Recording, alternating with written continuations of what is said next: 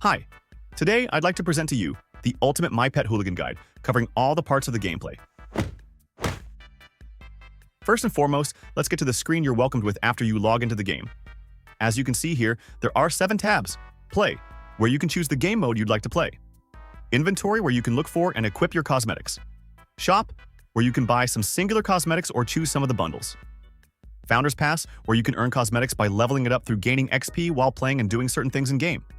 Then you have the Profile tab, where you can see all your stats and check all the accolades that give you the street cred points, but we'll get to that later. Settings, this tab is pretty self-explanatory. And the last, but definitely not least, the street cred leaderboard.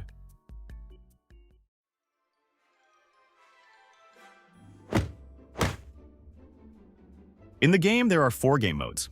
Firstly, there's Hangout, where, as you probably can tell, you can go out and chill out with your friends or even by yourself, and if you want to, you can do some PvE there. There's also a job option. You can apply for them in certain spots on the map. These jobs are essentially simple and short tasks that give you a small amount of street cred. Generally, I'd recommend going on Hangout if you're just starting your journey with My Pet Hooligan. You can get familiar with how the whole map looks and what are the spawns of weapons and carrots. Now, before we jump into the next game modes, it's important to clarify that most of the times a lobby in these won't reach its player's limit. In this case, there will be at most 5 bots filling up the empty slots. Next on the list is Coinpocalypse. Firstly, on this, as on the rest of the game modes, you're playing on one of the 8 maps. These maps are certain areas from the whole map surrounded by a zone that, if crossed, will damage you. The objective in this game mode is simple. As you fight along others, you have to collect as many coins as you can in a 10-minute time period. Be careful though, when you die, you lose some of the coins that you've collected as they're falling onto the ground. Then we have the Anarchy and Organized Anarchy. The point of both of these game modes is that you in regular Anarchy, or your team in Organized 1, has to get to the 20 kills mark as soon as possible. There is a 10-minute time period as in Coinpocalypse, but usually the games last much quicker, because if the first player or the first team reaches that 20 kills mark, the game instantly ends.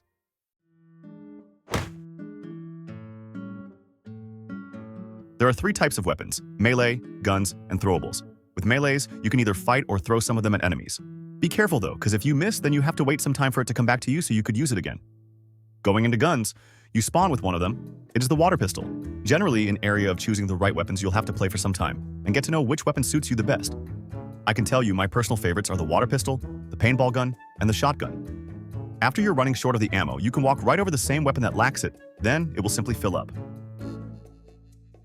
When your inventory is full with weapons and you want to pick a different one, just simply press R while you're over the desired weapon to swap it with a currently equipped one. Now getting to throwables, you always spawn with one, it's the bomb, although it's not the only one. On the floor, you can find Molotovs and Dynamites. You can simply pick one up by using the same button that you're using to swap your weapons.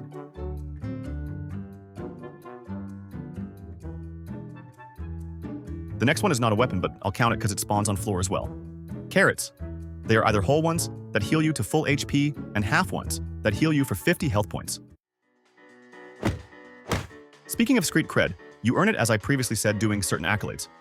The most important are Party Crasher, Radical, all of the combo ones, and most of the streak ones. The crucial thing when it comes to mass grinding street cred points is that you should play every time on Coinpocalypse without caring about the coins.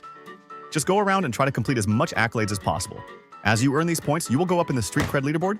If you manage to stay on the top of it, you might get some juicy rewards. Now, before getting into some strategies, I have to say the most important thing. Your skateboard. With it, you can travel really fast across the map and get these radical bonus street cred points. I'd recommend binding it to a very accessible key and use it on every occasion you get. To get out of the skateboard, you simply press a key to the weapon that you'd like to take out. When you're on the skateboard, you can hold your spacebar to load up a higher jump. With this knowledge, you can perform what I like to call the super jump. It allows you to travel at a very high speed while dodging obstacles on the ground. Here, you can see the step-by-step guide on how to perform it.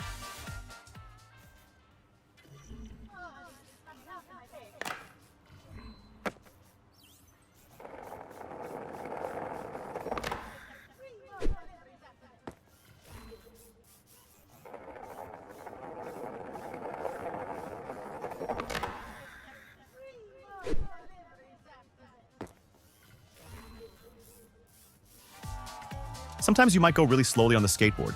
It may be caused, for example, by bumping on some obstacles. To gain the maximum speed, simply release your finger off the shift key and press it again.